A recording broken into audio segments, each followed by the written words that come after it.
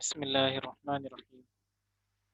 तो स्टूडेंट्स, आज हम पढ़ेंगे हमारी इंग्लिश बुक हनी ड्यू का first chapter. The name of the chapter is the best Christmas present in the world. यानी दुनिया में क्रिसमस का सबसे बेहतरीन तोहफा। तो बच्चों, जब हम ये चैप्टर पढ़ना शुरू करें उससे पहले हमें ये चीज़ मालूम होनी चाहिए कि हम हिस्ट्री के अंदर यानी पिछले गुजरे हुए ज़माने की कोई बातें या कहीं से कोई चीज़ पढ़ते हैं तो उसमें तारीख यानी डेट का बहुत महत्व होता है, और हमें उन तारीखों को याद रखना या उनसे जुड़ी हुई घटनाओं को याद रखना ज़रूरी है। और इस कहानी के अंदर जो है 1914 में ब्रिटिश और जर्मन्स के बीच में लड़ाई हुई थी, उसका जिक्र है। तो चले हम चैप्टर पढ़ते हैं और पता लगाते हैं कि ये चैप्टर हमें क्या बताना चाहता है या कौन सा वो क्रिसमस गिफ्ट है जो किसी को मिला। ये चैप्टर 3 पार्ट्स में है, तो हम फर्स्ट पार्ट पढ़ेंगे। I spotted it in a junk shop in Bridport, a roll top desk. मैंने उसे ब्रिडपोर्ट के एक कबाड़ की दुकान में देखा था। एक डेस्क टेबल थी बड़ी। The man said it was early 19th century and oak. उस दुकानदार ने बताया, उस आदमी ने, कि ये 19th यानी 19वीं सदी की है और ओक पेड़ होता है, लकड़ी होती है, उसकी बनी हुई है। I had wanted one, but they were far too expensive. मैं वैसे एक टेबल चाहता था, राइटर कहता है, लेकिन वो बहुत ही महंगी आती है। This one was in a bad condition, the roll top in several pieces, one leg clumsily mended, scotches marks all down one side.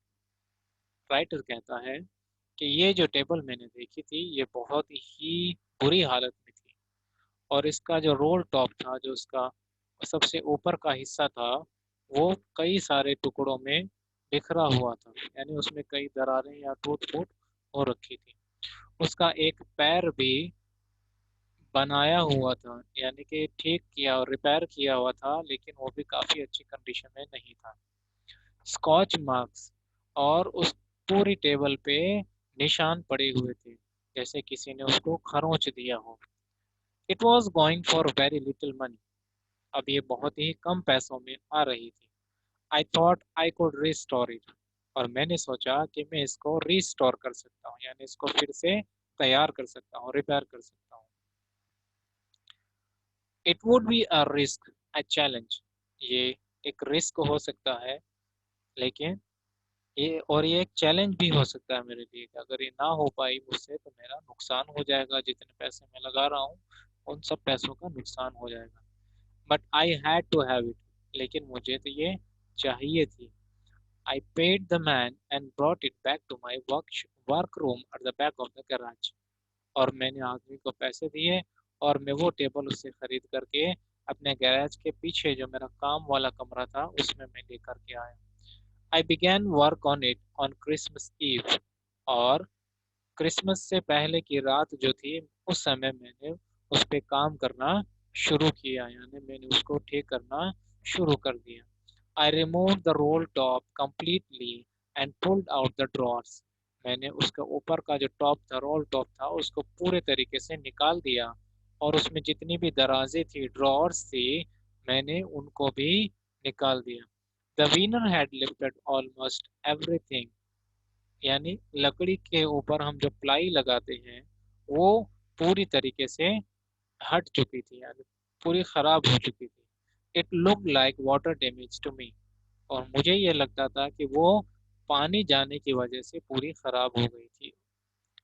Both fire and water had taken their toll on this desk.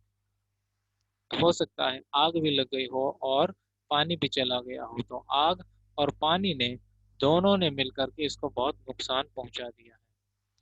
The last drawer was stuck fast, और जो last वाली जो drawer थी वो बहुत ही ज्यादा tight हो रखी थी, बिल्कुल निकल नहीं रही थी, अटक गई थी मानो ऐसा लगता हो।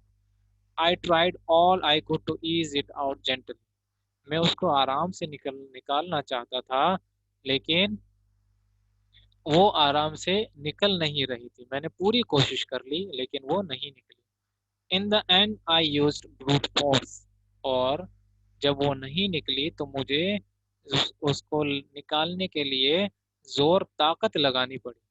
आई struck it sharply with the side of my face, तो मैंने अपनी कलाई के साइड से उसको जोर लगा करके खींचा, उसको धक्का मारा। And the drawer flew open to reveal a shallow space underneath, और फिर वो ड्रॉअर खुल गया, और खुलने के बाद मैंने देखा कि उसमें एक खोखली जगह है, यानी उसके अंदर एक खाली जगह है जिसके अंदर कुछ रखा हुआ है, अ सीक्रेट ड्रॉअर। और जो ड्रॉअर मैंने खींचा था, जो पहले खुल नहीं रहा था, मैंने उसको खींचा तो उस ड्रॉअर के अंदर भी एक ड्रॉअर निकला। There was something in there, उसके अंदर कुछ था। I reached in and took out a small black tin box, और जब मैंने देखा उसके अंदर एक छोटा ड्रॉअर और बना हुआ है, तो मैंने उसमें रखी हुई चीज को निकाला,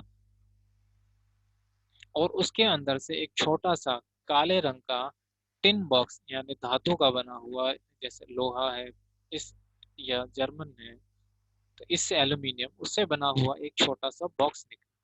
सेलो tape to the top of it was a piece of lined note paper, और सेलो टेप, प्लास्टिक की टेप से जो है वो चिपकाया हुआ, उसके ऊपर एक कागज था जिसके अंदर कुछ लिखा हुआ था, नोट लिखा हुआ था, किसी के लिए मैसेज लिखा हुआ था। And written on it in shaky handwriting, और हिलते हुए हाथ, यानी शेकी हैंड, यानी जो लिखते समय जिस किसी ने भी लिखा हुआ होगा उसका लिखते समय हाथ जो है वो कांप रहा होगा, हिल रहा होगा।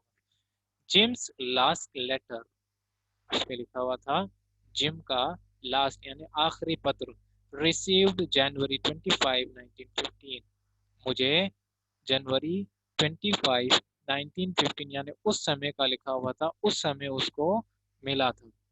To be buried with me when the time comes, और उस नोट में ये कागज पे ये लिखा हुआ था कि इसको मेरे साथ ही दफन कर दिया जाए जब भी मेरा मरने का समय आए। I knew as I did I knew as I did it that it was wrong of me to open the box. उस राइटर कहता है कि उस बॉक्स को खोलना मेरे लिए ठीक नहीं था, क्योंकि वो खोलना मेरे लिए गलत था, क्योंकि वो किसी और का बॉक्स था, मेरा बॉक्स नहीं था। मैंने खोला है तो मैंने गलत किया है।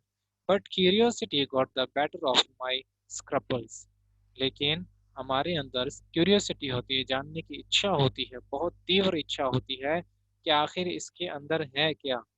और जब वो किसी के अंदर बढ़ जाती है तो अगर वो गलत चीज भी जानने की कोशिश करता है तो वो अपने आप को रोक नहीं सकता, और लेखक के साथ भी ऐसा ही हुआ। इट यूजुअली डज, जैसा कि हमेशा हमारे साथ होता है। Inside the box there was an envelope, और उस बॉक्स के अंदर एक एनवलप था, यानी कि एक लिफाफा था।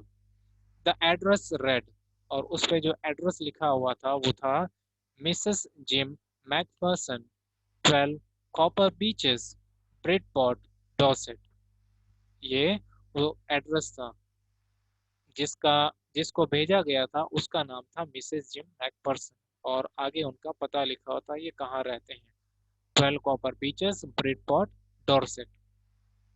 आई took out the letter and unfolded it, मैंने उसमें से उस एनवलप को, लेटर को निकाला और उसको खोला। It was written in pencil, और वो पेंसिल से लिखा हुआ था। And dated at the top, और ऊपर उसके डेट लगी हुई थी, December 26 1914, उस पर डेट लिखी हुई थी December 26 1914। ओके, यहाँ तक हमारा फर्स्ट पार्ट पूरा हो गया है। अब हमने जो पढ़ा है हम उसको चेक करेंगे क्वेश्चन आंसर्स पूछ करके। What did the author find in a junk shop? जो लेखक है उसको एक कबाड़ की दुकान में क्या मिला? इसका आंसर होगा उसको कबाड़ की दुकान में एक पुरानी टूटी फूटी टेबल मिली। Second question is what did he find in a secret drawer? उसको सीक्रेट ड्रॉर के अंदर क्या मिला? Who do you think had put it in there? आपको क्या लगता है उसे वहां किसने रखा होगा?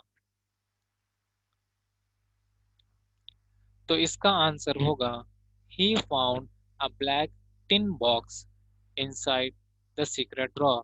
उस सीक्रेट ड्रॉर के अंदर उसे एक काला टिन का बॉक्स मिला। हमारे हिसाब से वो मिसेस जिम मैकपर्सन ने ही रखा होगा।